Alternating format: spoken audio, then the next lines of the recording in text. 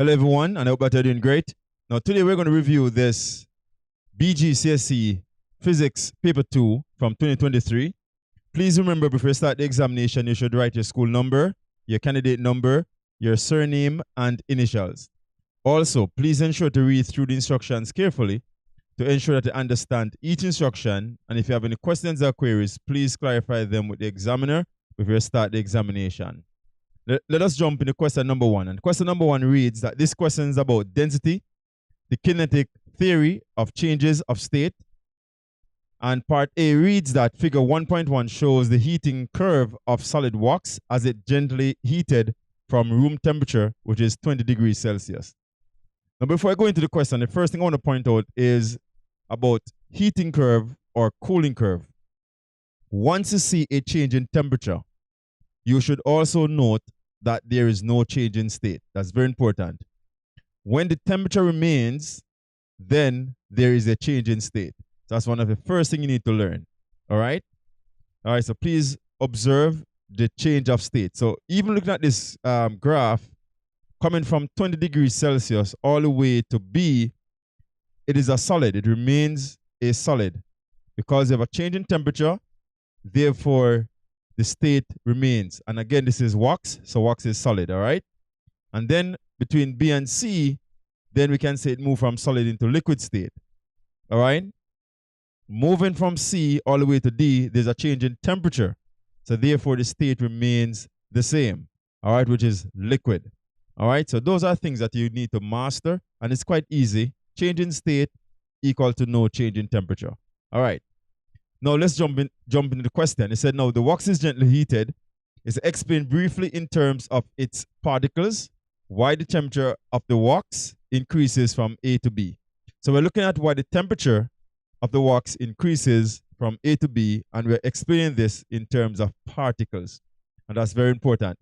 So going through this now, the first thing here that heat energy increases, all right, which results in faster vibration, which means you have faster speed of the particles. And because you have faster speed of the particles, then you have a higher temperature. And a point to note, there is no change in state. All right? And again, if the state is not changing, then the energy is going towards the movement of the particles. All right? And so for the next part here, it said, why the temperature of the wax remains constant from B to C. And the reason here in terms of particles is that heat energy is used to break the forces of attraction between the particles. Hence, no change in temperature. All right. And so again, we have a change of state right here. And once you have a change of state, there is no change of temperature. When there is no change of state, then we have a change in temperature. All right. So let's go to part B now, B1. It said, name the process occurring at BC, and BC based on the graph as go on the graph here. Then it's moving from solid to liquid, then that is melting. So melting is taking place, and it's a state the phase of the wax from C to D, and C to D as on the graph we state that is liquid. All right, so we have melting for B1 and B2 liquid. All right, for part 3, it's a state what happens to the process occurring in B1 if impurities are added to the wax. And so if impurities are added, then the process occurs faster, which means it takes less time. And the reason behind this is because melting temperature would also decrease. And for part C, the table shows the densities of various liquids. We have corn oil, we have rubbing alcohol, we have honey. And notice the densities here. We have 0.9 for the corn oil, and we have for the rubbing alcohol, we have 0.8, and for the honey, we have 1.4. All right, it said now a flask contains 250 grams of corn oil. It said use information in the table to calculate the volume occupied by the corn oil. And so first and foremost, we know that density equals to mass divided by volume. So therefore, volume equals to mass divided by density. So therefore, the volume is equal to the mass, which is 250 grams as given right here. And the density of the oil is 0.9. So therefore, it is 250 divided by 0.9 equals to 277.78 centimeters cube. And for part 2, is that when measured, the volume of corn oil was lower than expected. So when you calculate it, you get 277.78, but if you measure it, you get less. So it suggests which other liquid in the table might have mixed with the corn oil. Give a reason for your answer. And so we know that this one will be honey. And why we say honey, if you notice here, the density of honey is the greatest one right here. And so, a matter of fact, if you even think about corn oil, it is greater than, density of honey is higher than corn oil. All right? So therefore, we can know that this is honey. And the reason for this is because honey has the highest density, which is higher than the oil itself, right? So higher density equals to a lower volume for the same mass. All right? And of course, if you look at the equation, you can notice that the density is inversely related to volume, as stated at the bottom right here. All right, next question, question number 2. It said this question is on forces and motion. All right, and so if you study the diagram carefully, you notice we have a person going to run. We have 2 arrows right here. And they said now in figure 2.1 shows an athlete in the starting block. And it said the athlete pushes in directions A, resulting in another force in direction B. This action occurs in both feet in the starting blocks. Is to compare the magnitude of the forces in directions A and B. And so what we know here that A and B will be equal. You notice A going down, B is going up. So therefore they are equal because we have equal reaction forces, all right? To every action is an equal and opposite reaction. So for part 2 now, it's state the law of physics being demonstrated by these 2 forces. And this is Newton's third law of motion. And it states that if body A, they didn't actually state the law, it does say which law. And so by just reminding you what the law is, it said if body A acts on body B, then body B will act on body A with an equal but opposite force. And so the force will be same in terms of size or magnitude, but will be opposite in terms of directions. All right, so part B is in racing out of the starting block, the athlete pushes back and down on the ground as shown by the arrows labeled C. All right, so notice it push it back and also down. All right, and so it said describe the forces of the ground on the athlete. And so again, the forces must be opposite in terms of direction, but must be equal in terms of magnitude. And so the reactional forces pushes upwards and forward because he pushes downwards and back. So therefore the forces pushes upwards and forward. That's the most important thing. And just to make a note that you will also experience some frictional force, they have just extra information really. But the answer is given up top right here. The forces from the ground will push upwards and down and forward, I should say. All right, opposite to what he's doing. But we know that friction will be there as well. And friction will oppose some movement. All right, but they didn't ask about that, so just give that in red just in case the upcoming exam may ask you something about friction, right? For part C, it said there is a puddle of water on the track. It said explain the impact of this, explain the impact this can have on the athlete, give a reason for your answer. And so the impact on the athlete is that they may have slipping, all right? And the reason why you have slipping is because you have less friction, of course, or you can have a reduced motion. So any of these will be good answers for this part of a question, right? So you have 2 options really. All right, so slipping or reduced motion. All right, so the forces in terms of reduced motion, the force of the water acting against the athlete. And so the reason for that again is that water reduces friction. So the athlete feet, between the athlete feet and the ground. So therefore that will cause slipping. All right, and of course, water will also add forces against the athlete as well, so that could also reduce his motion. All right, so depends on what you write to explain accordingly. For D, is that in the starting blocks, the athlete was initially at rest. The athlete's speed after 6 seconds is 8 meters per second. All right, and it said calculate the athlete acceleration in the first 6 seconds, show working and correct units. And so we know that the initial velocity right here is 0 because he was initially at rest. The final velocity is 8 meters per second. We know that. and the time he took was 6 seconds. And from the formula, V is equal to U plus AT, we know that A, which is acceleration, is equal to change of velocity over time. So therefore, it is 8 minus 0 over 6, which equals to 1.33 meters per second squared.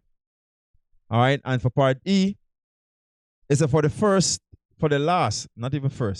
last 5 seconds of the race, air resistance on the athlete increases. Is to suggest how the increase in air resistance affect the motion of the athlete, provided all other variables remain constant. All right, and so if air resistance increases, then we know that there will be a reduce in motion because air resistance is pushing against the athlete. All right, and so here now is a state one practical way in which athletes could reduce the effect of air resistance during track and field meets. And so what they could do in terms of running, they could slope forward. And sloping forward, what that does, it actually reduces the surface area and you create a little like a cut in the air, really. So you create a less surface area. So air will more hit your head rather than your whole chest, right? Also, what is important too is to wear tight-fitted clothes. If you notice, most athletes will be tight-fitted clothes. And also they could cut their hair or they could cover their hair, depending on the sport that is. All right, for next question here. This is number 3. Yep. So question number 3. All right, so this question is about radioactivity. It's a name the 2 subatomic particles present in the nucleus of an atom, and these particles are protons and neutrons. And then for part B, now it's a complete the table to describe the atomic structure of radioisotope after decay. And so we have the original mass number right here, which is 148 for 162, and then we have 163. The original atomic number, which is 64, 64, and 64. And then we have the emission. We have alpha particle without gamma ray. Then we have beta particle with gamma ray. And then we have beta particle without gamma ray. And then they ask us to complete now to find the new mass number and the new atomic number. So let's just work it from here. So I have the workings, are the equations below. So I will show you that in a little bit. So the first thing we need to think about what is an alpha particle. An alpha particle has a mass of 4 and a proton number or atomic number of 2. So we know that if you emit, so this is a emission, which means giving off these particles. A gamma definitely has no mass and no proton, okay? So there's no need to decrease anything there. But the alpha now going to decrease the mass number by 4 and decrease the proton number or atomic number by 2. So therefore we have 144 and 62. I'll show you the equations at the bottom. And now here, we have a beta particle. Remember what a beta particle is that the mass is 0, but it has a negative atomic number or proton. And so therefore now, if you emit a 0 mass, a matter of fact, so the mass will not change, but you emit here a negative charge, then therefore you're going to add 1 to this, okay, to get back the original 64. All right, so 64 to 65. So we increase it by 1 because they lose a negative. And then in the same breath here, we have a beta particle, and this is without gamma. I just want to show you something. So we have one with gamma and one without gamma, right?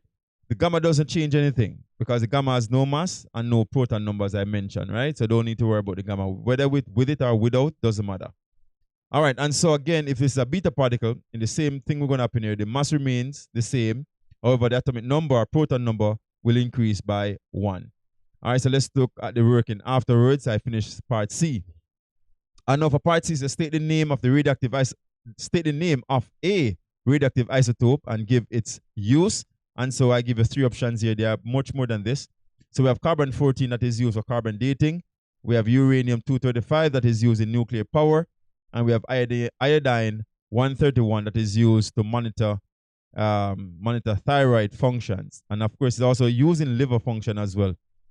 All right, and so these are the equations for the 3 different columns we have up top there. The first one is this. We started out with 148 and 64. Again, I just put X to say X is the whatever element it is or atom it is. And then Z will be the new element that is formed, or new atom that is formed. And these are the radioactive particles that are given off in each case. And so in the first case, we have 148 gives off an alpha particle right here. So the alpha particle, I said the mass is 1, the proton number is 2. So if you add the masses, and this is a key thing you need to learn as well. We know that this is a product because it is given off, right?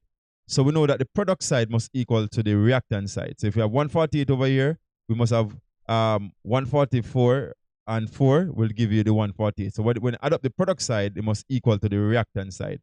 In the same breath right here, we have 62 plus 2 is 64, right? So you go down here now, the second column, it said give off the new atom, the beta particle, and a gamma. A gamma, 0 mass, 0 proton, right? So don't need to worry about that too much, but it says give off it, so you need to put it. All right, so now we know that this is a 0 mass, so the mass remains the same, okay? However, now 60, you have a negative 1 right here, so this must be greater by 1. So 65 plus negative 1 will give you 64, right? So that's how we work it out. In the same way, the last one right here, the mass is 63 that we started out with. It only emits a beta particle right here. It's a beta. The mass doesn't change. The mass number, the proton number, however, will increase by 1. All right, so these are the equations if you do need equations. All right? All right, so let's go to the next question. Question number 4. It said this question is about forces and the stretching of springs. All right. Even though this diagram has nothing to do with, well, force for yes, but not any spring. All right, anyway, part A. It's a rover on Mars has a weight of 223 newtons. Its mass is 60 kg. It's a determine the gravitational constant on Mars, show working and correct units. All right, so this, they want us to find force right here, as they talk about this question about forces, right? So I want to find force, which is weight. Weight is a force. So the final weight is equal to mass times gravity. So define gravity right here. Gravity is equal to weight now divided by mass. And the weight, which is 223, divided by 60, which is the mass, we should get here 3.73 newtons per kg. And for part B, it said the stretching of springs obeys Hooke's law, state Hooke's law. And Hooke's law states that the extension of a spring or elastic material is proportional to the applied force, providing that the elastic limit is not reached. All right. All right. For part C, it said the apparatus shown is used to investigate the stretching of springs. It's a meter ruler is used to measure the length of an unloaded spring, and it is found to be 7 centimeters. So technically, this is the length of the spring by itself without nothing on it. So notice the first diagram right here. The spring without anything to attach is 7 centimeters. That's the original length of the spring. So when I put 200 grams on it, it goes to 20 centimeters, right? And we put this unknown mass on it, which they don't give it a mass here, it extends to 35. And of course, you can also determine this, but there's something that you need to calculate before you get into it. All right, so let's jump into the first part of the question. They said the spring stretched to a length of 20 centimeters when 200 grams of mass is placed at the end of the spring. Calculate the force in newtons exerted on the spring when a 200 gram mass is hung from it. And so what they want us to calculate is really the conversion of this 200 grams into newtons. And how you can do this is in 2 steps. So one, you convert the grams into kilograms first. So 200 grams to kilograms divided by 1,000, you get 0.2 kg. And you're going to convert the kg now into newtons, and which is a force. And so to move from the kg into newtons, because they give us what g is, what gravity is, all right, you have to multiply the mass by gravity, the mass in kg by gravity, and they give us to be 10. So just multiply 0.2 times 10, we get 2 newtons, all right? And for part 2 now is to calculate the extension of a spring when a 200 gram mass is hung from it. All right, we know first we need to find the extension, as they ask us to find the extension. First, the extension or the length of a spring when a 200 gram mass hung on it was 20 centimeters. However, we need to take away the original length of the spring. So we take away the 7 from the 20, we get 13 centimeters.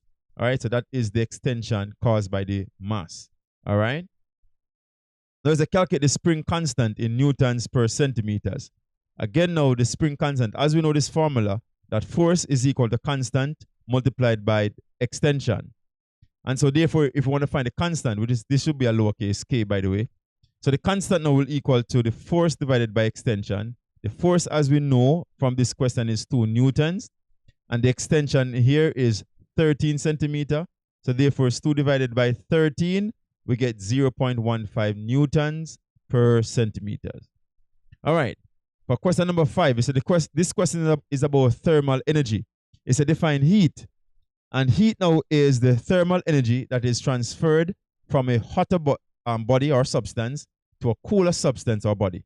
All right. So it's that energy that is transferred between objects of different temperatures. All right. And so, as you notice the piece in red here, energy transferred due to a difference in temperature. All right. So that's what heat is. All right. And so for part B, it's the pot in figure 4.1 has a handle made of wood. Part 1 is to state why the pot handle is made from wood, and simply because wood is an insulator of heat, so therefore it will prevent burning. And here it said name the type of material that may be used to make the pot, and it is a metal, must be a metal, definitely. An example of that could be aluminum or cast iron for the most part. Those are the most popular ones. All right. And for part 3, it says state the method of heat transfer that is reduced by the hood handle. So the hood prevents what they call conduction. All right, because conduction is through solid. All right, and then for part 4 now, it said the pot is filled with water. It's a state how heat is transferred throughout the water, and it is by convection. As the hotter particles from the bottom, they will rise to the top, and the cooler particles will fall to the bottom. And as they fall, they get warmer and go up, and they keep on going up and down like that. All right? And of course, the particles lose energy as they go up, right? For part C, it's a greenhouse is shown in figure 4.2. It's used to keep plants warm in colder climates. And notice the greenhouse right here. All right, we have the rays from the sun going in. And notice we have this, they give us a clue right here. Notice we have these rays that are trapped in here.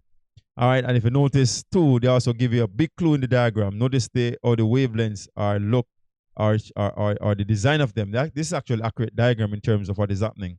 All right, so the diagram really is a big help. Now for part 1, it says state the method of heat transfer that warms the greenhouse, and that is radiation from the sun. All right, the rays coming in from the sun. For part 2, it says explain how heat is trapped in a greenhouse. Your answer should include the word ultraviolet and wavelength. And of course, I said right here, this is a big clue, big idea. Just explain what is seen in the diagram right here. This drawn almost to, well, not the perfect scale, but it's nice. All right, so the one thing happening is that ultraviolet light from the sun passes through the cover of the greenhouse. Notice that's what's happening here, right? The second thing happening is that the greenhouse gases allow the short wavelength to pass through, and the plants absorb them. So the plants will absorb the short wavelengths. So notice these waves that are going in, the wavelengths are shorter compared to the ones that are inside of the greenhouse. So what will happen after that is that the plants emit long wavelengths, and they are absorbed by the greenhouse gases and the greenhouse cover. And they say the long wavelengths now, they re-radiate into the greenhouse, causing it to become warm. All right, so the plants could absorb the shorter wavelengths, but the longer ones will stay inside there, and it cannot pass through the cover of the greenhouse, and that's what will keep the greenhouse warm. All right, for part, which question is this now? This is a different question. All right, so this is question number 6. It said this question about waves. There says several students investigate the properties of waves using a ripple tank filled with water. A motor is used to create waves at constant frequency, and a light source is used to observe the motion of ripples created on the white screen below the tank as shown in the diagram. All right, so you can see the ripples at the bottom of the apparatus right here, right? For part A, it's a plane wave fronts strike a barrier placed in the tank as shown in figure 5.2. All right, and so don't look at these in red and orange. I'm going to talk about that in a little bit. There's actually an answer right there. It's an inner process which occurs right here. If you put a barrier right here, what happens to the water wave? It will reflect. All right, so reflection takes place. It's on the diagram. Draw 3 wave fronts to show what happens. Let me just go over a little bit more. What happens when the water waves strike the barrier? And so this will happen here again. Reflection takes place. So the 3 wave front as drawn right there. It's pretty much you draw about the same thing, the 3 lines and the arrows, okay? All right, and then now for the next part 3, is a state one property of water waves that remains the same and one property that changes after the waves strike the barrier. And so the property that remains the same always, what remain the same for all waves will be frequency. And this is how the waves are generated. Wavelength will remain the same in this case because it's reflection, and also speed will remain the same. Again, is a reflection. The property that changes will be the direction will change if you notice it, and even this, the direction will change. All right, the direction will change, and what may also change is the amplitude or the energy. All right, may change. For part B, it said the water waves then travel from a deeper to a shallow region in the ripple tank, as shown in figure 5.3. And as of course, I'm going to talk about this in a little bit. It's a name the process which occurs, and this is refraction. So you move from one depth to another depth for water, then refraction takes place. All right, similar to when you move from one medium to another medium, or medium with different densities. All right. Now for part 2, it's on figure 5.3, draw 3 wavefronts to show what happens when the water waves travel from a deeper to a shallow. And move from deeper to a shallow, definitely you're going to notice these lines must be closer. All right, the arrows must also be shorter. All right, so that's what happened there in the shallow. All right, so let's answer the next part of the question here. It said, no, state 2 properties of the water waves that remain the same when the waves enter the shallow region of the water, and the angle shown in at the angle shown in figure 5.3. That's exactly at the angle shown. It's straight. So what going to happen here, that what remain the same, the direction will remain the same. They're going straight across. All right, the only thing that will change right there, like speed and so on, right? But they didn't ask us about that. They said what remains the same. Frequency again remains the same, and that's one the first one you should always write. All right. Now for question number 7, is a figure 6.1 shows a simple direct current DC motor. All right, and so I kind of label this real quick. I'm not going to talk about the magnetic field yet and the direction of the current that is in a question. So we have permanent magnets should be there. All right, we have brush, and we have our split ring, otherwise called our commutator. All right, so we have a commutator, we have our, which is also called a split ring, and we have our brush. All right, that's X and Y. A matter of fact, asks us to name it right here. So using figure 6.1, give the names of the parts labeled X and Y. Again, X is our split ring or our commutator, and then we have Y, which is our brush. And then now for part B, is complete the table by naming materials suitable for the given parts of the motor. And they give us the coil, which is copper wire. The magnet is definitely magnet. You use magnet or magnetic materials such as steel. All right, so anything that could be magnetized. So could make a permanent magnet, can use steel to make a permanent magnet. And X, as we talk about split ring, and Y is our brush. For part C, is a draw an arrow on a diagram between the magnets to show the direction of a magnetic field. And you should always remember move from north into south. All right, so north into south, so that's blue line there is a magnetic field. And then they ask us a next question here, draw an arrow between A and B on the coil to show the direction of the current. And so the direction of the current will flow in this way. All right, and so on the south side, it should be going down and continue up towards the brushes, again on the north side. All right, and I want to point out right here, if you notice here that the current is cutting the magnetic field, right, and that will cause turning. All right, we talk about that a little bit later as well. All right, it's using Fleming's left-hand rule, describe the direction of the force acting on sides A, AB, and side CD.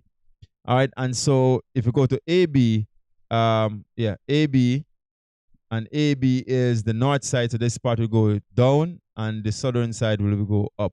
All right, so CD down upwards, and AB is downwards.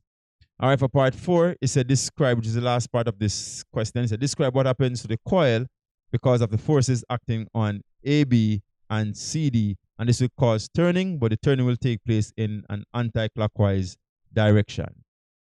All right. Now, last question. It said the circuit diagram in figure 8.1 shows a light sensing circuit.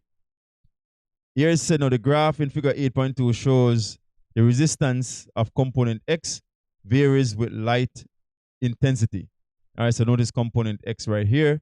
All right, we know and you also should know what all of these things are. So this is our LDR, all right, and we have our voltmeter right here. We have our resistor. We have our volt supply or our batteries.